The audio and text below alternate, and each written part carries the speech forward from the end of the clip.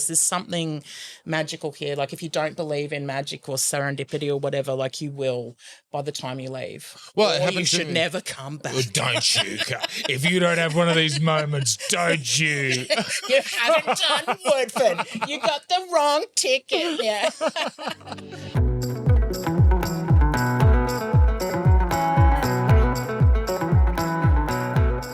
Hello and welcome to Radio Woodfordian. I don't know why I'm talking like this. I'm your host, Harley Brain. I guess it's because I'm a bit excited about this episode because it's one of my mates. Now, everyone's my mate. You can have fast friends, new friends. This is an old friend and someone within my well house. And I programmed her into my program. I don't take any credit for her. I think I met Jen Wynter is this episode, comedian, wonderful person, mother of a million. And I'm fairly sure we met here at Woodford. I put that question to her. You'll see what she says. She's a great live entertainer, great comedian, and those who come to Woodford year after year will know Jenny very well. She's got a cracking story about a person she met that helped her meet another person that she's now working with. Oh, it's cryptic. Enjoy. And Jenny Wynter, I should not say that around you because you have more. Mine are grown up now though. Yeah. So now it doesn't count. I feel like when people Are you say available? Pretty much. I'm not an enthusiastic babysitter anymore, Yeah. but I know what I'm doing. Yeah. Now hold on, not to embarrass you either, but you're five. Six Shut children. up. Yes. That's I'm not. so many. It's But also, so many. you are a grandma. I'm a grandma. That's I know. outrageous. It's disgusting. It is, I know. Yeah. No, my daughter has had a baby at exactly the same age as I had her. I remember this. Your eldest had a daughter. Yes. Followed in her mother's footsteps. Ridiculous. Barefoot Yeah. and pregnant. Yeah. In the kitchen, too young. yeah. All of that jazz. Gave birth in the kitchen or got pregnant in the kitchen? Oh, look, it could be both. Who knows? I didn't ask for that much detail. Well, no, actually I did. She's the one that doesn't want to give it. I'm all like, come on, babes. Like, we can bond over this. And we've bonded so much since she's become a mum. But, yeah, there's some details. It's just a bit much. How old was she? 23. I endorse it. Yeah, do you? Yes. Oh, really? Because I am about to be 46 and I have my fourth. Holy smokes. And this venue here is responsible. Let's see, child support. Woodford needs to chip in for you, mate. I got loose and celebrated with my wife and now we have a fourth. Yeah. As an old dad now. Because when I had my first, I was technically a young dad. I had my first at 30. How old were you? 30. Yeah, so that's youngish. That was considered a young dad. Yeah. And then my fourth, he just turned 2 and I'm about to be 46. Oh, my Lord. And we spoke about this earlier. Have kids when you're young. Anyone listening, have them when you're young. It's funny, isn't it? Because at the time, I felt like I was the only person who had kids young. Yeah, like right. no one Even else. at 30, I was like that in our industry. Sure, yeah, people put it off. But I tell you what, now it is my time to shine. I feel like I'm getting a second lease on life. That's my point. Yeah, I've got a bit of more energy. So I see it's a long game. but at least, I mean, with number 4 though, like you know what you're doing. Like you must be much more chill. There is that, and I say this too, and I say it on stage as well as in earnest. If you're going to have kids, don't. But I was always like, I never understood why anyone wouldn't. Until I had them. Yeah. And then I went, oh yeah, but if you are going to, don't have one. Have heaps. Because I think heaps is easier than one. Like I agree. Yeah. It's parent maths. You're already wet. Oh, totally. So you might as well go in and splash a little further. Yeah. And then they entertain each other. Well, that's the theory. I don't know. Or Do your they kids annoy. get along? Oh, yeah, and then they don't. Yeah. Yeah, absolutely. I had 2 that were just at each other. Yeah, I've got 2 that do that. Oh. And then sometimes they will, the 2 that are really at each other the most, will also, when they are unified, will be because they are at me. Yes. And I'm like, I go back to hating each other. Yes, don't you turn that this way. They team up. And, Yeah. and because they're obviously practiced in being adversarial. Sure. I said it. You make up words. Thank you, and I do. All words are made up. That's absolutely accurate. Yes, it's smaccurate. But they're unified, they're practiced, and then they're really freaking good at being against you. So no, you're right. Yeah, I'm broken. Yeah, I know. We all have. I'm repairing though. That's the thing. You're like your parenting soul is like it's like regenerative skin. It does grow back eventually. So how old's your youngest then? My youngest is 16. Oh, you're done. I'm done. Oh. It's finished. Yes. No, and I'm trying to because he's the one I've always babied, of course, because he is my baby, and I knew he was going to be the last one. Well, I hoped he was going to be the last one. And but I don't want to check out yet because he's still at home, and I still just want to enjoy it. But it's because enjoy it. I'm like holding on by my nails. But yeah, he's so beautiful. He was born in Canada when I was living in Canada at the time, and I was always like, he is Canadian. Like he is the sweetest, nicest person on planet Earth. So he's the one I don't really want to let go of. Like the rest of them can bugger off. But yeah, he's my little heart. If you're listening, kids, Mum has picked her favourite. Harley, they're not going to listen to me. They don't listen to me in person. I don't think they're tuning into my podcast. I really, that's great. And also, I have to say this, and I don't want it to be daunting. None of them are actually ever leaving. Have you seen the state of the world? No, I know. They're not buying houses. Oh, I know. They're coming back. Well, they're coming home. Absolutely. Well, we moved up to Gympie this time last year. That. Thank you, Harley. There's me. I go like, yes, just for the material. That's exactly why I went. So I had permission to say certain things. But part of that was like now we've got like a big block of land. It's not acreage, but it's like suburban version of acreage. We've got 1 million chooks. How many acres? I don't want to even answer that question. Maybe like 0.8 of an acre. Like it's not like much. Okay. But compared to what we had, it is. Yeah. But I am like, preparing for if things really go badly, we have room for all the kids. I mean, they won't have a lot of room, but there's room. I'm literally there. Like all jokes aside, I'm there, and like I think I'm not trying to justify my brain here at the moment, but I think we've entered a time where those crazy preppers, they ain't so crazy anymore. I know. You're like, am I a prepper? I think that's a bit, isn't it? Am I a bit of a prepper? I'm a bit of a prepper. Kind of like going, like we could live on chooks. The eggs, hopefully. You can live on chooks. Feed us for a little bit. Sure. We've got to put in some more water tanks and stuff. But I think, I think I am a bit of a prepper now. Well, I saw this, so off topic. I saw this, it was essentially a channel that sort of looks at interesting architecture. Mm-hmm. And there's this place in America that has this field, like a ginormous field of bomb shelters. Oh, wow. And the bomb shelters are a huge distance apart from each other for good reason. Right. Because if one shelter goes off. So these are structures that housed bombs. Oh, what? Yes. So sheltered the bombs. Yes. So when you say bomb shelter, it was literally the shelter of the bomb. That's like a dad joke. Yeah. Yeah. I'm a dad. So it was a storage facility, I believe probably leading into World War II in America. So huge big open field, right? Now it's all decommissioned. They're not bomb shelters, and individuals can buy them, and some you can Airbnb. So you can just go and stay in these things. And a couple of them have full-time residents. And this person who was, touring around this facility met this couple that were living there full-time, and they're a bit on the prepper side of things. Sure, yeah. And the man made a very good point.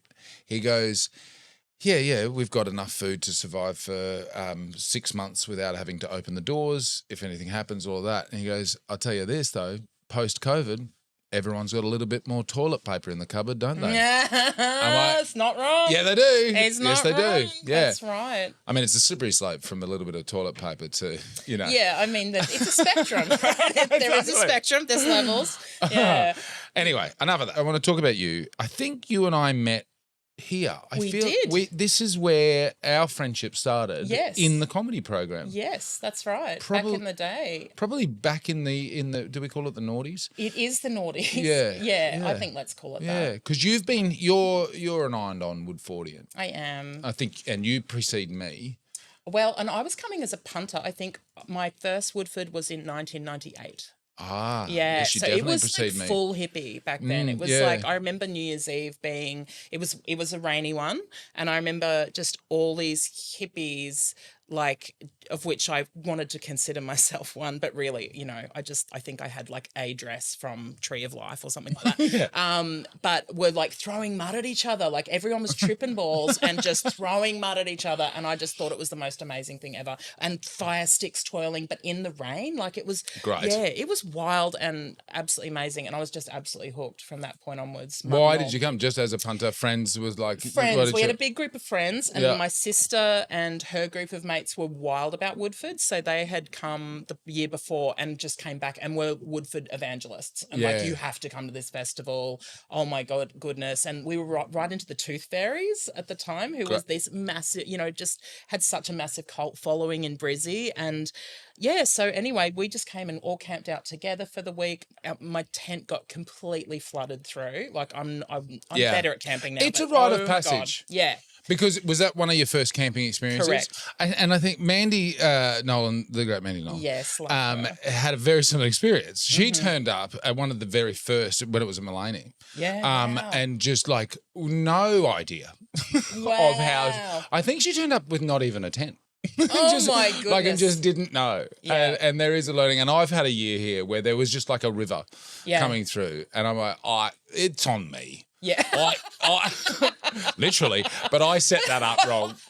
You know. Oh, well, I was too young to take responsibility. I was like, this is messed up. Someone screwed the tent. It was me, but there was someone else. But I will never forget, this is again how young and selfish I was, that when I left that festival, I had my beautiful white V-dub, my beautiful Beetle, which I loved more than anything. Nice. I think it cost me like $500 or something.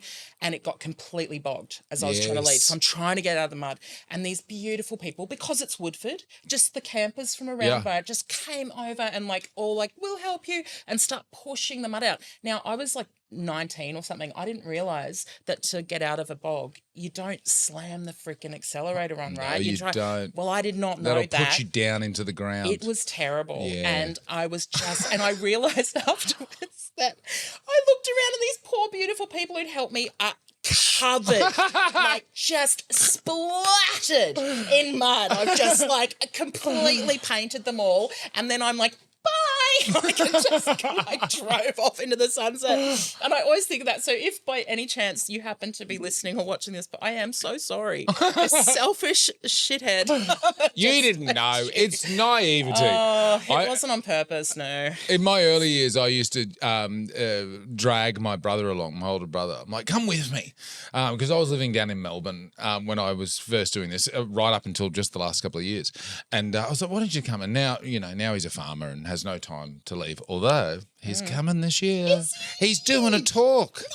No, he is. That's He's exciting. On the Talks program. Talking about farming? Yeah, talking about regen farming. He's on the very positive side of things, a man's man. Yeah. He's that, and I wanted to say on the very positive side of things. Yeah. Like if you need a thing done, this is the bloke.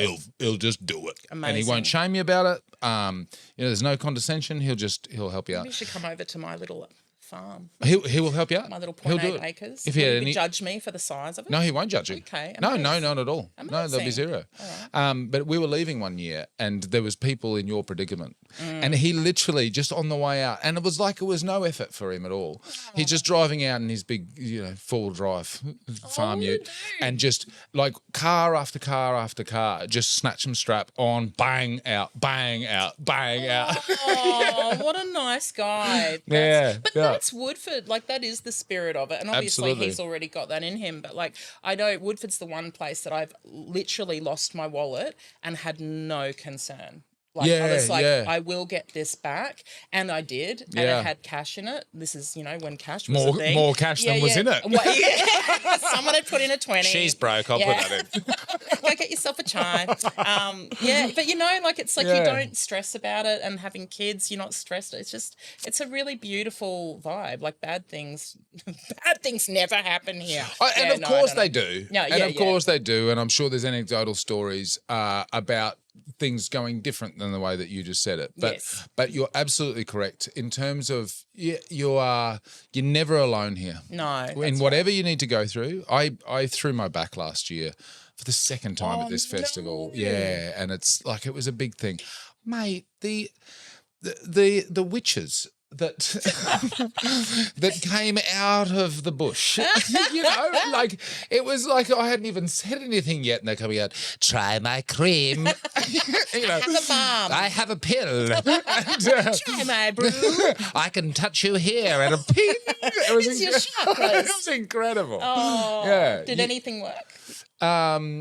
Yeah, yeah. There was Convinced. some THC that really worked. I bet. I mean, my back was fucked, but I felt great. Amazing. Yeah. And now, so 98, you came the first time, but you weren't a comic then? No, I wasn't. So I only started doing comedy once I had kids because I was kind of losing my mind with I had 2 under 2. That's a lot. It's a lot. Yeah. It's a lot. And so, yeah, I was just feeling really like in despair about who I was anymore because I always wanted to be a performer, but comedy hadn't really crossed my mind. And then I just like serendipitously, I heard about an improv night in Brisbane and that they were looking for people. And I thought, oh my God, I loved improv at school. Improv, you don't have to rehearse. So as a parent, I was like, that's perfect because I'll just rock up at the gig, do it one night a week out of the house. And and I started doing that once a week. And it was for a beer and a steak dinner. And I was like, I'm a professional. Like, oh my God. Like I felt like I'd won the lottery. Yeah. And then from there, I guess it just like kind of snowballed because I got more confident that I could be funny. And then I started doing stand-up like a few months later and really loved that. And it's so funny though because... What year was that? I think my first gig was in 2005. Which is why we missed each other in that scene. Right. Because I'd left. Ah. I started around, I think, 2001. Right. And then abruptly went to Melbourne. Yeah. So that's... And was that for career? Like you went to Melbourne Yes. for comedy? Yeah. Yeah. There's a few reasons. I was escaping my world here. Sure, yeah. Largely it was, because in those days and a little bit now too, you've got to go to Sydney or Melbourne in terms of the diversity of opportunities that you have. But I think that's why I missed you. And then it must have been my first year here is when we met. It was 07. It was 07. And yeah. Woodford would have been my first kind of big gig. Like, and I do remember the first time getting up at whatever the venue was called then, I can't remember. But I remember feeling like a deer in headlights the first time I got in front of that audience because it was like 600 people or something. And I think the biggest crowd I'd done before that was maybe 100, maybe. Yeah. So it was just like overwhelming. But then by the last night, I just relaxed and I think the comedians did like an improvised show that year. I can't even remember why, but like someone threw out the idea, why don't we do an improvised opera? This is so weird. I Why know. not?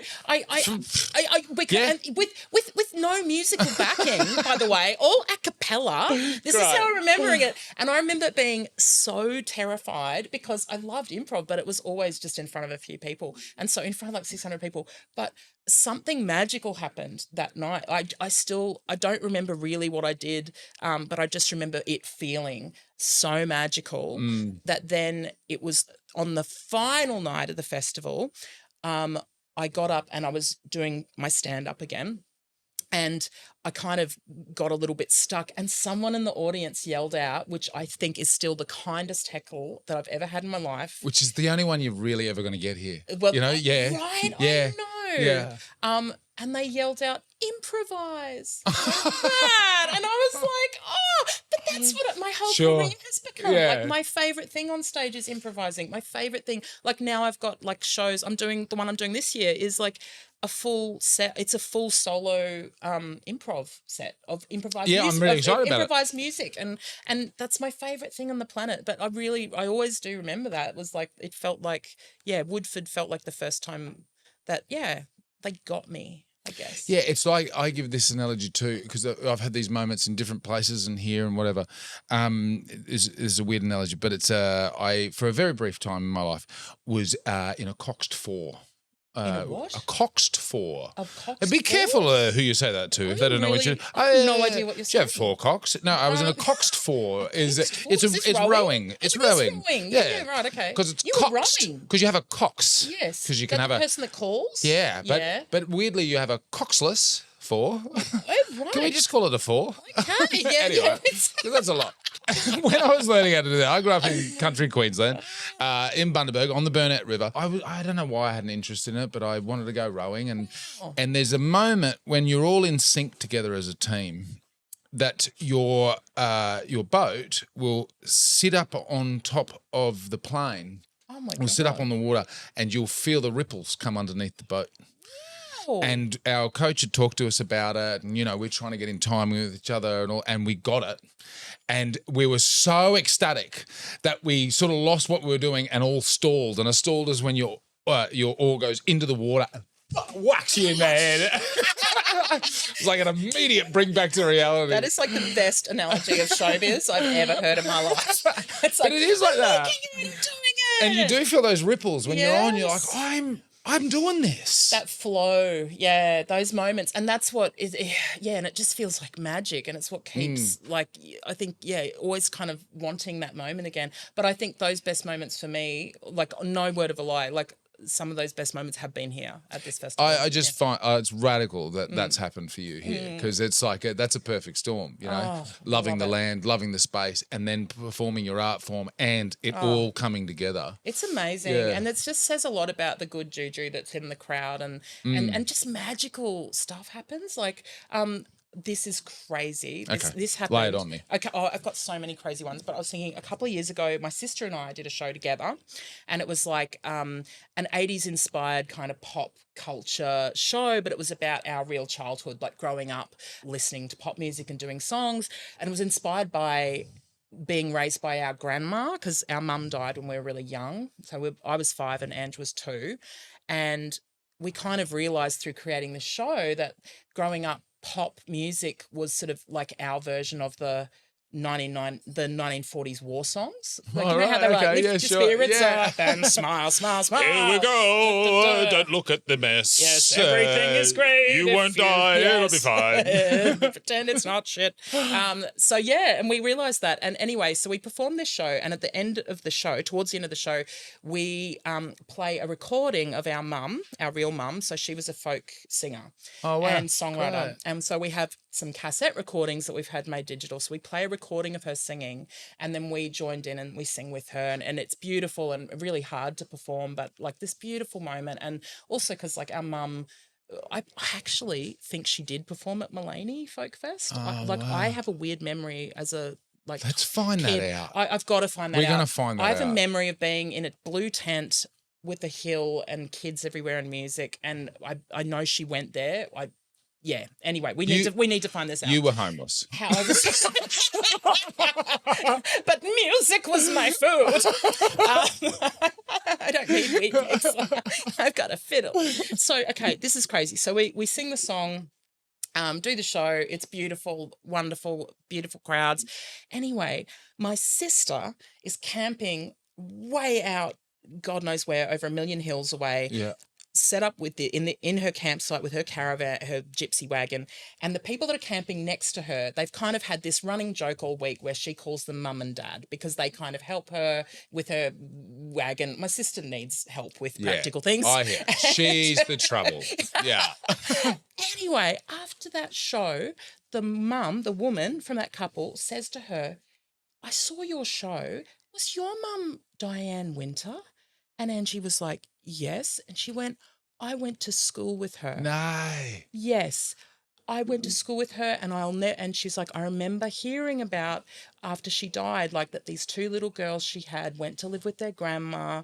And this is like, I've got goosebumps even thinking about now. What are the chances, other than at this festival, that of all the thousands of people that you could camp next to, that Ange sat, like, really, correct. like unreal. Like there's just so many crazy serendipitous. There's something magical here. Like if you don't believe in magic or serendipity or whatever, like you will by the time you leave. Well, it happens. You should never come back. Well, don't you? If you don't have one of these moments, don't you? You haven't done Woodford. You got the wrong ticket. Yeah. That's so great. You have a spiritual connection, or get out. If your vibration isn't lifted, you've done something very wrong.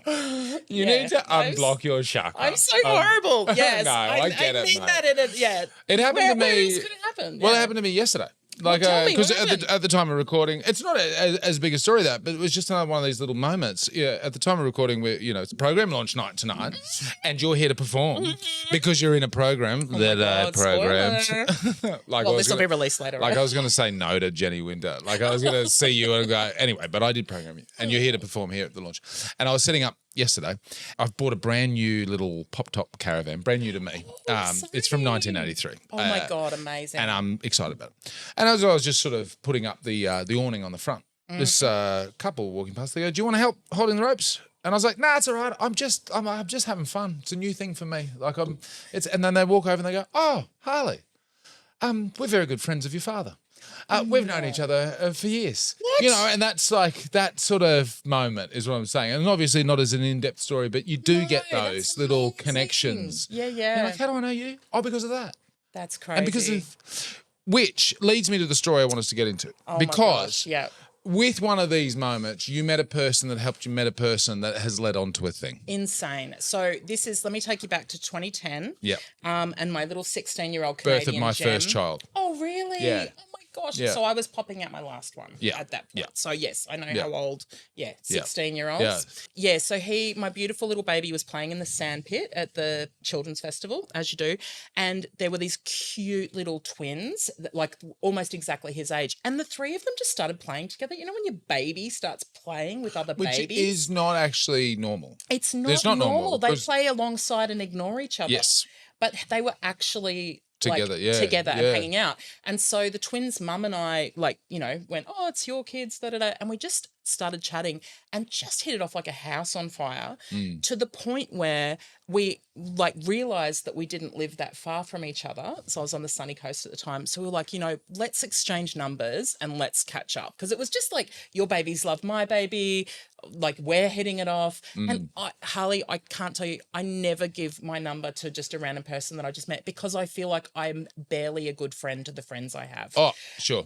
So I don't want to let down another like, person. I've got no time at the moment. Totally. My books are closed. 100%. I'm not taking on new friends. Exactly. And it's just like, because you feel like you're just disappointing people all the time. Yeah. But this is how much I loved this woman. Anyway, so a few nights later, we bump into each other again, except this time I was heading to a gig to perform at the parlour. And so I was all dolled up because, I love getting dressed up and over the top and makeup. And, I am the biggest compliment I've ever been given is someone thinking I was a drag queen. Well, you brought up just very quickly a story from our past as well, from another festival. Yes. And you'd just come off stage and I was there with a camera and a microphone to do vox pops on the street. And I went to interview you and you just finished the show in your defense. Yeah. And you're like, "Oh, wait, I just need some makeup on." And I lost myself laughing because you literally had, I reckon, 2 kilos of makeup. Definitely. It's a little hard to keep my head down. Great. I do. I love a big theatrical craziness. And so I bumped into my new friend and she said, "Oh my goodness, where are you going?" And I said, "Oh, well, I'm actually off to perform." And she went, "Oh, really? What do you do?" And I said, "I'm a comedian." She went, "Oh, so at this point I should add, she's British." Yes. And she said to me, "Oh, I went to school. One of my good school friends is a comedian. Have you ever heard of Bill Bailey?" Come on, mate. Give us a lead into that, Right? I would just, because we've had that a million times, right? Yes. Oh, I know a comedian. You're like, "Oh, do you?" Yeah, and then they say the name and you're like, "I don't know who you're Bob talking Alston about." from- Whatever. Yeah. Yeah, Chuckle Puck. Chuckle. All right, mate. Chuckle Puck. God, that's such a good name for a toy or something. And she's dropped Bill Bailey. She dropped Bill Bailey. Yeah. And I lost, I swear to God, my jaw just hit the floor of the festival site. And I swear to God, it set off a tremor because Bill Bailey is my favourite comedian, hands down, on planet Earth. Well, you have, and I'm going to say this, I'm not blowing wind up your skirt. You're not even wearing one. I'm not. There's a lot of similarities between you and Bill. Stop. And maybe on the face, if people saw both of you, like, "What are you talking about, Brain?" But just so that everyone knows, I have met him. Whatever. But there's a positive lightness to the both of you. Aww. And there is there's a sort of a wonderful innocence to the way you talk on stage, both of you. Aww. And you both play music as a part of what you do in life. So I can see that, why he would be your hero. Oh, I just want you to keep I'm not going to speak anymore. Just fill in the space, Harley, with all the ways You that should we're be alike. Australia's Bill Bailey. I want to be. I love him so very much. And the first time I saw his performance just on DVD, I was in a really dark place in my life, and actually physically a really dark place. Oh, that's a whole other story. But I popped on the DVD that I'd been given for Christmas of his show Part Troll, and I lost my mind. Like, I just went, oh my God, that's what I want to do. Like, wow. Like, so amazing. So anyway, so I say to her, are you kidding me? I'm like, he is my favourite comedian on the planet. And she, in her defence, at that point, did not realise how massive he was. Like, I think she just thought he was big in the UK, but she just kind of didn't click that he was known here. Right. Because then you know, by the way, for you, that's a true friend. Absolutely. Because she's like, no, he's just my friend. Totally. I It's don't know. not I'm attached to him because of anything. Yes. Totally. And so she said to me, every time he comes out on tour, we go and catch up with him. I'll introduce you. And of course, I was like, oh my God. And then fast forward, so about 6 months, and she calls me up and she's like, Bill's coming to town. And I was like, oh my God. So I was so scared to meet him just because I love him so much. And even though she had said such nice things. Don't meet your heroes. You don't know. No, I know. you And don't I have know. met people that then kind of wrecks the art a bit for you. Like if you know that they're not nice or whatever. And including like people like him too. Yeah. Where you're like, he's such a nice guy. If he was like an asshole persona, it'd be fine. Sure. But when there's such a because he's such a lovely guy, you're like, Yes. please don't be a prima donna. Totally, yeah. Like you having to change your shirt before we started recording mate, this. I'm sorry. don't tell my fans that. I can understand the nervousness. I was so nervous. And anyway, he was, of course, an absolute delight. And we've continued to connect every couple of years till. Have you? Yes, it's so nice. Are you now a mate? He's my friend. Kind of. Okay. No, just call it. He's your friend. I think he is my friend. He's your friend. He's so beautiful. And okay, so then a few years ago, I started writing this TV show, which is inspired by. Have you heard that it's over? Hey, TV's dying. TV's finished. I know, it's done. That's why I'm like, now's my time to shine. You should do There's it now. less competition. Everyone's leaving. You should start a newspaper. And I am. I'm going to start a print press. Yeah, I hear it's great. And I'm going to start writing. That's what I've decided. Just writing natural. So I started writing this TV show that was inspired by my real life uncle who lives in Tassie off the grid. And so I came up with this idea and I was like, oh, Bill would be the perfect person for this because it's very folk music inspired. So, I mean, a lot of Woodford sort of infused culture is in this show. And so I wrote it with Bill as kind of my avatar for the main character. And it came to a point where he was coming out back on tour again to Australia. And I'd written the pilot and I'd written like a pitch and I thought, oh, it's probably as good as I can get it, like without getting funding and help, to do it properly. And I was like, do I pitch this to him? Like, do I give him the script? And then I'm like, I didn't want to be that person, when you're like, you don't want to annoy people and go, I want something from you. But I just... Which I've got to say too, Winter, that the part of that is imposter syndrome. 100%. Feeling like you're not as valid as Bill just because your name is not as big. And I just want to say you are and you're right. And I'm glad that you did eventually, you did pitch it to him. Harley, Yeah.